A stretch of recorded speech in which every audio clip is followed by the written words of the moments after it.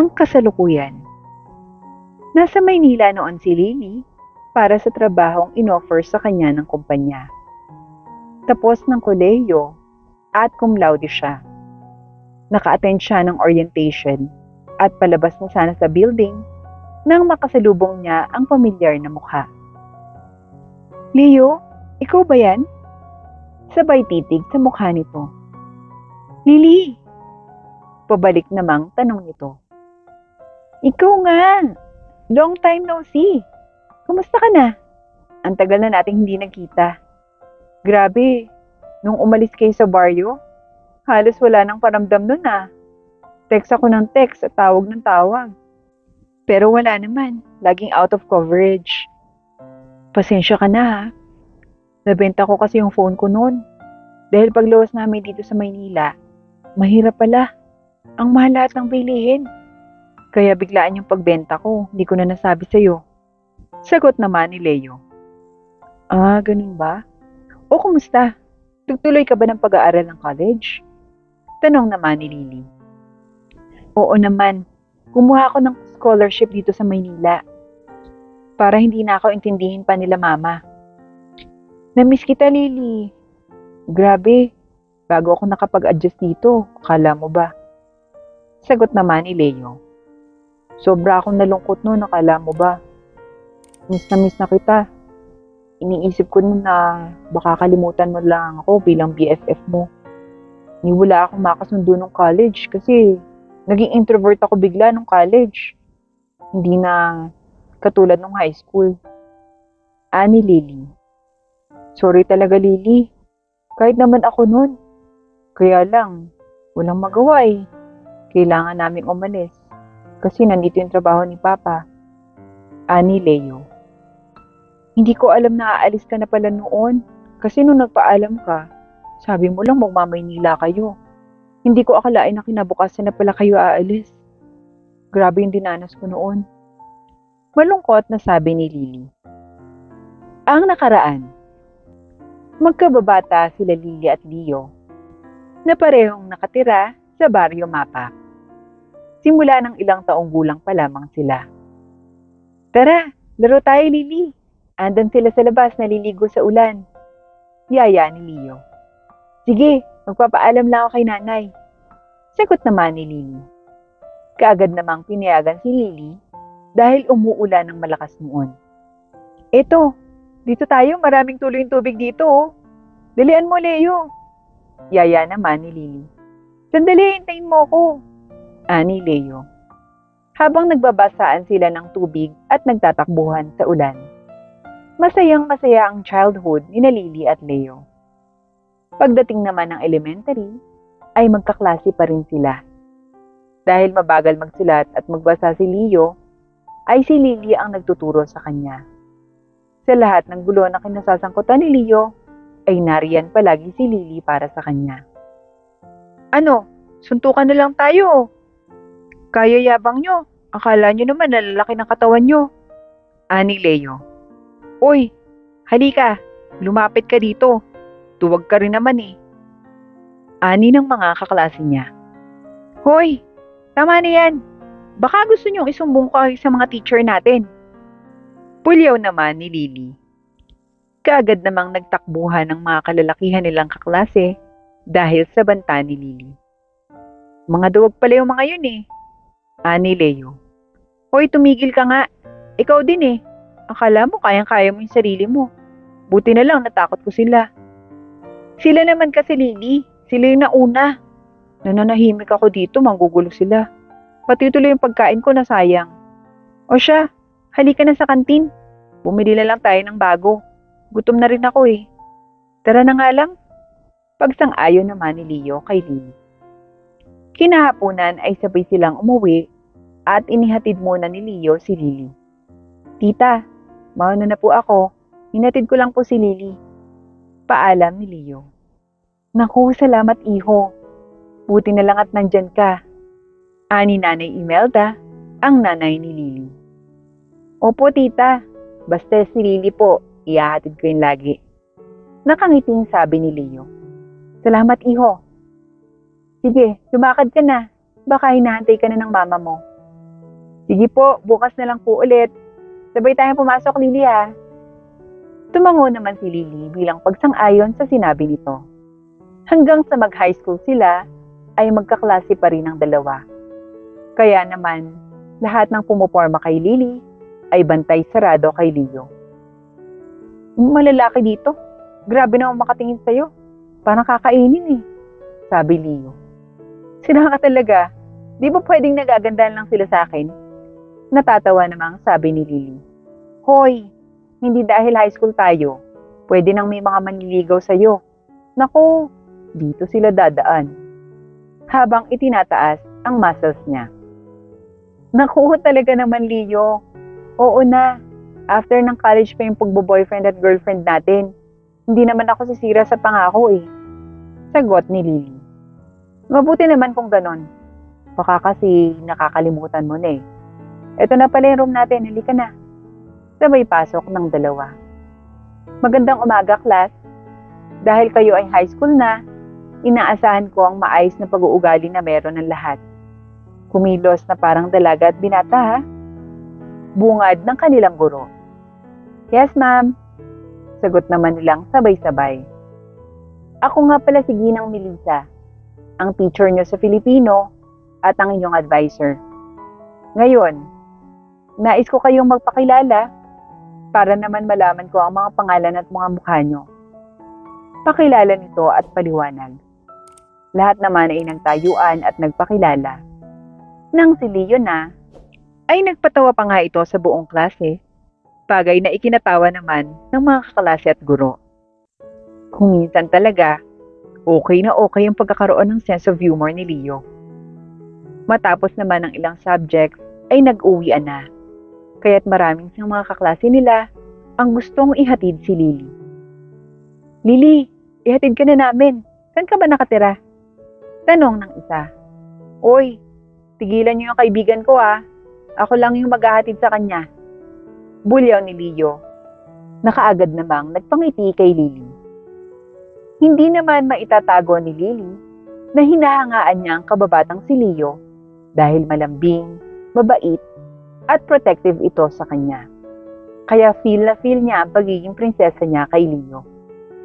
Oh, ba't nakangiti ka dyan? Tanong ni Leo. Natatawa kasi ako sa'yo. Akala mo boyfriend ko makabakod eh. Ikaw talaga Leo? Aba, oo. Dahil masyado ka pang bata para magpaligaw. Saka, high school pa lang tayo oh. Kaya dapat, aral muna. Ani Leo. Si Leo naman ay matagal nang may gusto kay Lily, ngunit hindi niya maamin ito dahil nahihiya at natatakot na baka hindi siya gusto ni Lily. Pareho silang nahihiyang aminin ang mga nararamdaman nila sa isa't isa, kaya't mas pinatibay nila ang pagiging magkaibigan upang mapangalagaan na rin ang bawat isa. O paano? Dito na ako. Salamat sa paghatid ah. Ani Lily. Okay, sige. Bukas ulit. Dadaanan kita sa umaga. Paalam ni Leo. Okay. Nay, andyan na po pala kayo. Bati ni Lily sa nanay niya. Nako, iba ang ngiti ng anak ko ah. May gusto ka kay Leo, no? Ani Nanay Imelda. Nay naman eh. Ano ba naman kayo? Ba't naman yun yung iniisip nyo? Ani Lily. Nako, halatang halata anak. Kayo naman ni dalagat binata na. High school na kayo. Kaya't normal lang yung nararamdaman nyo. Ano? Tama ako no? May gusto ka? Tanong ni Nanay Imelda. Naku Nay. Opo. Hindi ko naman po para itago para sa inyo Nay. Matagal ko na pong gusto si Leo. Kaya lang po, natatakot akong aminin kasi magkaibigan po kami. Baka magkailangan kami pag nagkataon. Ani Lily. Anak, malay mo, pareho naman pala kayo ng nararamdaman. Nagkakahiyaan lang kayong umamin. Ani Nanay Imelda. Naku Nay, bahala na. Nahihiya po kasi ako tsaka natatakot ako eh. Ikaw ang bahala anak. O siya, magbihis ka na at nakaluto na ako. Kumain na tayo para makapagpahinga na tayo. Sige po, Nay, magbibihis na po ako. Habang si Leo naman noon ay nakatambay sa labas ng bahay nila, nag-iisip siya kung aaminin na ba ang nararamdaman kay Lily. Aba anak, tila malalim naman yata ang iniisip mo ah. Pati naman ang tatay ni Leo sa kanya. Ay tay, kayo po pala. Gusto niyo po bang magkape? Sige nga anak, timpla mo ko. Grabe nakakapagod ngayon. Ani Tatay Jerry. Tay, eto na po oh. Magkape na muna po kayo. Salamat anak. O siya nga pala, kumusta naman yung pag-aaral mo? Ang lalim ng iniisip mo eh. Okay naman po tayong school. Huwag po kayong mag-alala sa akin. Medyo may iniisip lang po ako. Kayo talaga tay. Oo nga pala anak. Sa susunod na taon, magpapalipat na ako ng lokasyon ng trabaho. Kailangan na kasing matransfer ka kaagad sa school doon. Pasensya na anak ha. O, tay? Ilang taon na lang po tapos na po ako ng high school tay eh. Anak, kung hindi ako sasama doon, mawawalan ako ng trabaho. Paano ko kayo masusuportahan ng nanay mo? Ani Mang Jerry. Naiintindihan ko po tay. Malungkot na sabi ni Leo. Kinabukasan naman ay sinundo ni Leo si Lily. Oh, ba't parang tahimik ka? May problema ba? Tanong ni Lily. Wala naman. Kilala kita, Leo. Ano na, sabihin mo na. Si tatay kasi magpapadestino sa Maynila. Wala kaming choice ni nanay kundi sumama dun. Transfer na lang dun ako, Lily. Mamimiss kita, pati yung school dito. Ha? Biglaan naman yung Leo. Paano yan tayo? Sa cellphone na lang tayo makakapag-usap? Tanong ni Lily. Matagal pa naman yun. Huwag na muna nating isipin. Ani Leo. Ang hindi alam ng magkaibigan ay iyon na pala ang huling araw na magkakasama sila dahil kinabukasan ay lilipat na sa Maynila ng trabaho ang kanyang tatay. Kaya't gabi pa lamang ay nakahanda na ang mga gamit nila. Umalis sila Leo at ang pamilya niya ng madaling araw at hindi na nagkausap pa sila ni Lily. Nay, wala na po pala sila Leo dyan. Nakasarado po yung bahay nila. Naiiyak na sabi ni Lily. Oo anak, biglaan daw eh. Aning Nanay Imelda. Nay, bakit naman ganun? Mamimiss ko po si Leo. Ani Lily. Anak, wala tayong magagawa. Ani Nanay Imelda. Ilang buwan pa ang lumipas, halos gabi-gabing umiiyak si Lily kahit noong makagraduate na ng high school at mag-college na ito. Paulit-ulit niyang tinatanong ang sarili. Leo, talaga bang kinalimutan mo na ako? Hindi mo sinasagot yung mga text at tawag ko sa'yo. Saad ni Lily sa kanyang sarili habang umiiyak. Anak, halika na, kakain na tayo. Yaya ni Aling Imelda. At nang hindi sumagot ang anak, ay pinuntahan niya ito sa kwarto. Anak Lily, umiiyak ka na naman? Gabing-gabi na anak, umiiyak ka pa. Nag-aalalang tanong ni Nanay Imelda. Nay, umalis si Leo, hindi ko man lang nasabi yung nararamdaman ko. Nay, ang labo eh. Bigla na lang siyang nawala. Anak, andito lang ako. Sige, iiyak mo lang lahat yan. Napansin ko, naging introvert ka na rin ngayong kolehiyo. Naging malungkutin at naging seryoso ka ng masyado. Anak, hanggang kailan ka ganyan? Nag-aalalang tanong ni Nanay Imelda. Nay, hindi ko pa po alam. Sana po magkita pa rin kami ni Leo pagdating ng panahon. Ang dami ko pong tanong na gustong masagot. Halos ilang taon na rin po yung lumipas. Ang sakit-sakit pa rin po. Anak, mahal mo si Leo, kaya ganyan. Yan ang pagmamahal, anak. Oo nga po pala, Nay. Malapit na po yung graduation ko. Makakapagtrabaho na rin po ako.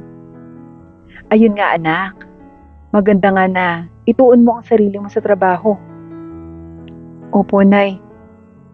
Nagkaroon naman ng offer ng trabaho si Lily sa Maynila. Ang kasalukuyan. Lily, I'm very sorry kung bigla na lang akong nawala agad noon. Pinilit ko namang magkaroon pa rin ng communication sa'yo, kaya lang, hindi ko na rin nahanap yung SIM ko noon. Kaya, hindi na rin kita na-contact. Pero alam mo, hinintay ko pa rin ang araw na to na magkikita tayong dalawa. Sorry kung gabi-gabi kitang pinapaiyak noon dahil sa mga tanong mo kung bakit bigla na lamang akong nawala. Mahirap din para sa akin yun. Lalo't hindi ko nasabi na namahal kita noon pa. Ani Leo.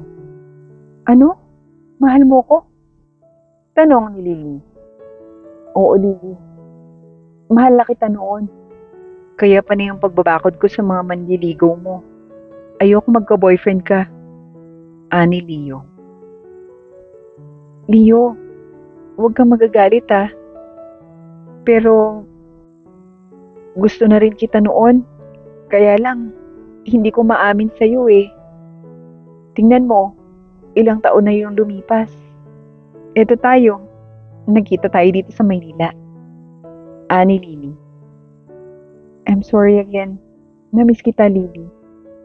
Sabay yakap sa kanyang kababata. Namiss din kita, Leo. Sagot naman ni Lily. Ano nga palang ginagawa mo dito? Tanong ni Leo. Umattend ako ng orientation sa isang job offer sa akin. At ayun, mag-start na ako next week training. Balita ni Lily. Aba, maganda yan. Madalas na pala tayong magkikita. Same building pala tayo. By the way, may tinutuluyan ka na ba dito sa Maynila? Tanong ni Leo. Wala pa nga eh.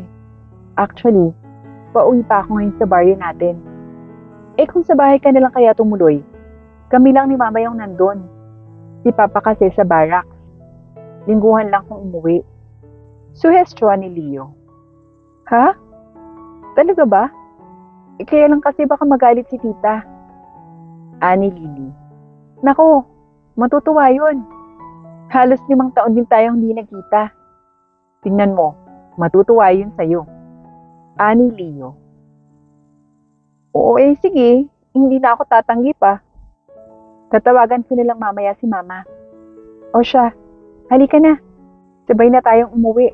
Tapos na rin naman pala yung orientation mo. Okay. Sagot naman ni Lily. Simula naman noon, ay muling nagkita at nagkaamina ng nararamdaman ng magkababata. At dito nagsimula ang panibagong kabanata ng kanilang pagkakaibigan.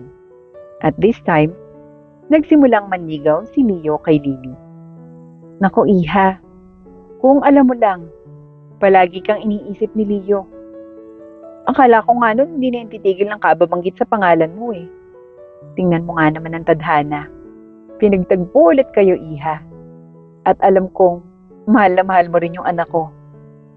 Kaya, boto ako sa iyo, iha. Sagot naman ang nanay ni Leo. Naku tita, maraming salamat po kung ganun. Huwag po kayong mag-alala. Mamahalin ko po ng buong buo si Leo.